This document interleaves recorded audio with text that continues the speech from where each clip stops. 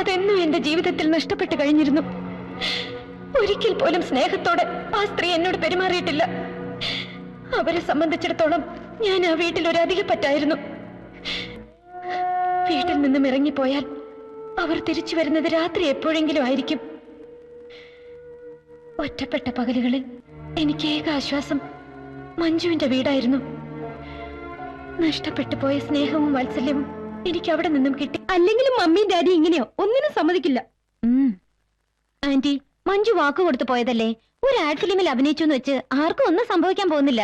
കലാതിലയം കിട്ടിയതിനു ശേഷം TV സീരിയലും മറ്റു അഭിനയിക്കാൻ എനിക്ക് എത്ര ഓഫേഴ്സ് വന്നറിയോ? അയ്യോ മോളെ, നീ എന്തൊക്കെ പറഞ്ഞാലും ശരി, കോഴ്സ് കഴിഞ്ഞിട്ട് മതി ഇതെല്ലാം. പ്ലീസ് അങ്കിൾ, അതിന് മഞ്ജുവിന് പെർമിഷൻ കൊടുത്തേ പറ്റൂ. എന്റെ ഒരു റിക്വസ്റ്റാ, ഒന്ന് പറയൂ ആന്റി. എങ്കിൽ സിന്ധു മോള് ഞങ്ങൾക്കൊരു വാക്ക് തരണം. മറ്റൊന്നുമല്ല, മോളുടെ കല്യാണക്കാരൻ തന്നെയാ. എന്റെ ചേച്ചിയുടെ മോനാ സുരേഷ്, ഡൽഹിയിലെ എയർഫോഴ്സിലാ. അയ്യോ, സുരേഷ് ആ യൂണിഫോം ഇട്ട് നിൽക്കുന്നതാണ് എന്ത് രസമാണെന്നറിയോ? മോള് മറ്റൊന്നും ആലോചിച്ച് വിഷമിക്കണ്ട. ദേ, ചിറ്റയെ കൊണ്ട് സമ്മതിപ്പിക്കുന്ന കാര്യം ഞങ്ങൾ ഏറ്റു. അല്ലേ ദേവകി? വലിയ ആർഭാടമൊന്നുമില്ലാതെ വളരെ ലളിതമായ രീതിയിൽ കല്യാണം നടത്തിയാൽ മതിയെന്ന സുരേഷിന്റെ അഭിപ്രായം. പത്മാവതി അമ്മ എന്ത് പറയുന്നു? ഓ, അങ്ങനെയെങ്കി അങ്ങനെ. ദേവകി, സിന്ധുവിനോട് ചായ കൊണ്ടുവരാൻ പറയ്. സിന്ധു,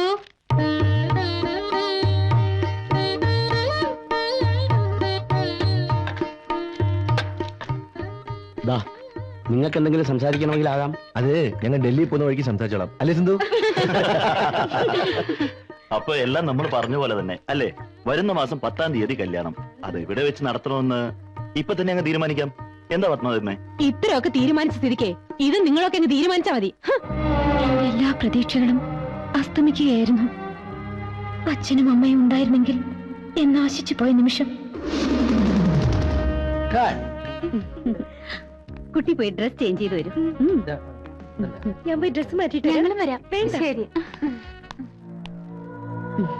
കുട്ടിയുടെ പെർഫോമൻസിനെ കുറിച്ച് എല്ലാവർക്കും നല്ല അഭിപ്രായമാണ്. താങ്ക്സ്. അടുത്ത ഡ്രസ് ചേഞ്ച് ചെയ്താ. അയ്യേ, ഞാൻ ഈ ചുരിദാർ ഇട്ടോളാം. ശരീരം മുഴുവനും മൂടിപ്പൊതിഞ്ഞ് നിന്നാ ഒരു അട്രാക്ഷനും ഉണ്ടാവില്ല. ഇതൊരു ആഡ് ഫിലിം അല്ല കുട്ടി. ഷൂട്ട് ചെയ്യുമ്പോഴേ പറയണമെന്ന് വിചാരിച്ചതാ. ഇതൊക്കെ മൂടി വെക്കുന്നത് എന്താ ഇത്? ഇതൊന്നും എനിക്കിഷ്ടമല്ല. ഇത്ര മോഡേൺ ആയിട്ട് അഭിനയിക്കണമെന്ന് എന്നോട് പറഞ്ഞിട്ടില്ല. ഈ ഡ്രസ് ഇടാൻ എനിക്ക് ബുദ്ധിമുട്ടുണ്ട്. കുട്ടിക്ക് ഇഷ്ടമല്ലെങ്കിൽ ഞാൻ നിർബന്ധിക്കുന്നില്ല. Take it easy. Okay, bye.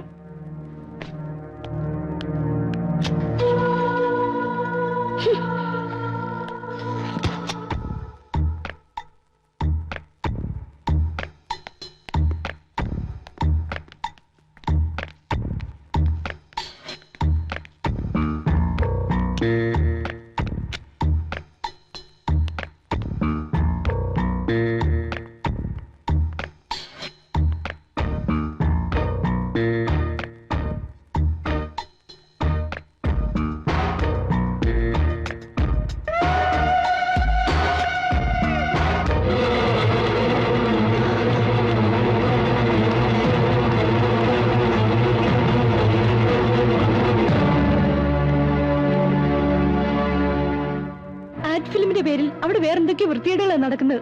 നമുക്ക് ഉടനെ പോലീസിൽ വിവരം അറിയിക്കണം. അത് വേണോ? വേണം. നിന്നെ പോലെ ഒന്നും അറിയാത്ത പാവം പെൺകുട്ടികൾ ഇനി അവരുടെ വലയിൽ ചെന്ന് വീഴുന്നതിന് മുമ്പേ പോലീസ് വിവരം അറിയിച്ചേ പറ്റൂ.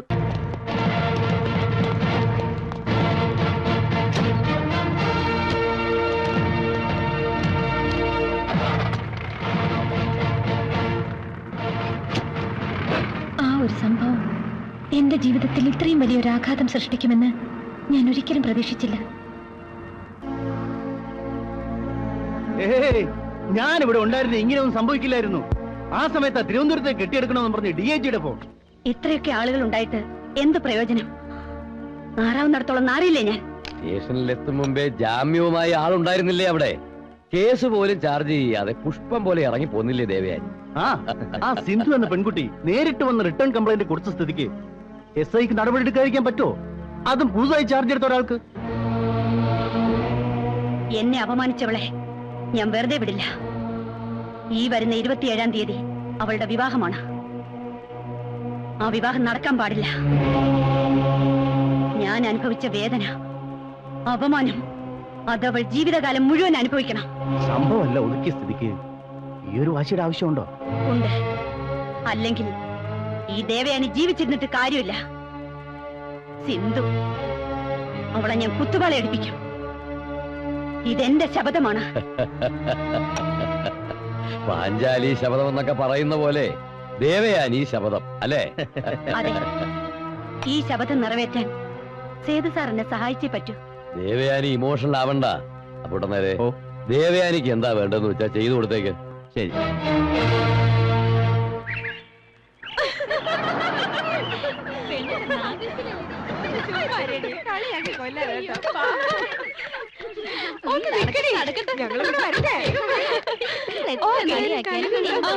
ഹലോ, ഞാൻ വെയിറ്റ് ചെയ്യായിരുന്നു ഇത്ര നേരം. വാ, അകത്തിരിക്കാം. നീ റെഡിയാവും, ഞങ്ങൾ ഇവിടെ ഇരുന്നോളാം. ആ ശരി, സന്തോഷമുണ്ടല്ലേ?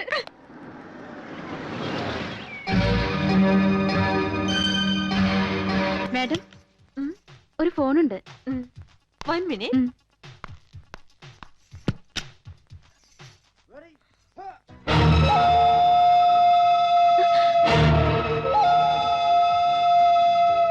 ആരാ?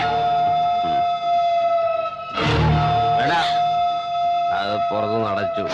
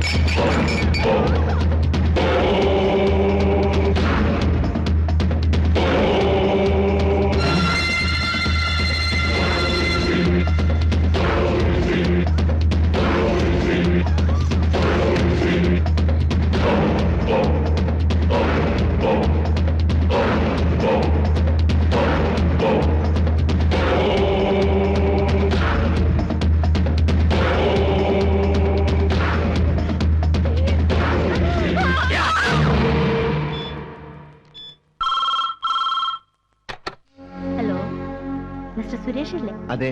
നിങ്ങൾ കല്യാണം കഴിക്കാൻ പോകുന്ന സിന്ധു എന്ന പെൺകുട്ടിയുടെ ചാരിത്ര ശുദ്ധിയെ കുറിച്ച് അറിയണമെങ്കിൽ നാച്ചുറൽ ബ്യൂട്ടി പാർലറിൽ വന്നാൽ മതിയാവും. നിങ്ങളാരാ? You are well wisher. Okay, bye. Hello hello,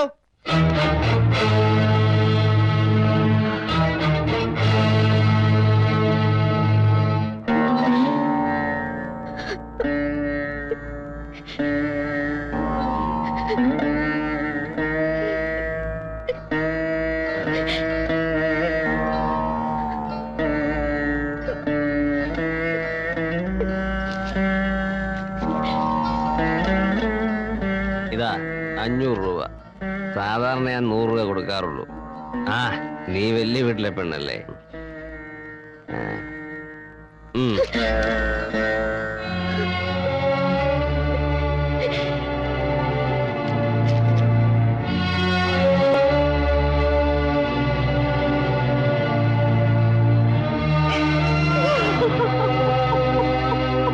എന്റെ വിവാഹം മുടങ്ങി. എല്ലാവരും എന്നെ വെറുത്തു, പരിഹസിച്ചു. എന്റെ ജീവിതം, ഭാവി എല്ലാം നശിച്ചു. എനിക്ക് വേണമെങ്കിൽ എല്ലാ നിമിഷങ്ങൾ കൊണ്ട് അവസാനിപ്പിക്കാമായിരുന്നു. പോലീസിൽ കംപ്ലൈന്റ് കൊടുക്കാമായിരുന്നു. അല്ലെങ്കിൽ എന്റെ വയറ്റിൽ വളരുന്ന കുഞ്ഞിനെ നശിപ്പിച്ചിട്ട് ഒന്നും സംഭവിക്കാത്തതുപോലെ ഏതെങ്കിലും ചെറുപ്പക്കാരന്റെ ഭാര്യയെ ജീവിക്കാമായിരുന്നു. പക്ഷേ എനിക്കാവശ്യം എന്റെ വയറ്റിൽ വളരുന്ന കുഞ്ഞിന്റെ അച്ഛനെയാണ്. മോളെ, നീ എന്തൊക്കെ പറഞ്ഞാലും അവനോടൊത്തുള്ള ജീവിതം വേണ്ട മോളെ. ഒരിക്കലും അത് ശാശ്വതമാവില്ല. ചെറുപ്പം കൊണ്ട് തോന്നുന്ന വാശിയാ ഇതൊക്കെ. കഴിഞ്ഞതെല്ലാം നീ മറക്കണം. ചേച്ചിക്ക് എങ്ങനെ ഇത് പറയാൻ കഴിയുന്നു?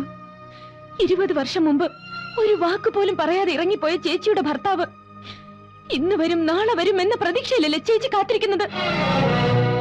എന്തുകൊണ്ട് ചേച്ചിക്ക് അയാളെ വെറുക്കാൻ കഴിയുന്നില്ല, മറക്കാൻ കഴിയുന്നില്ല?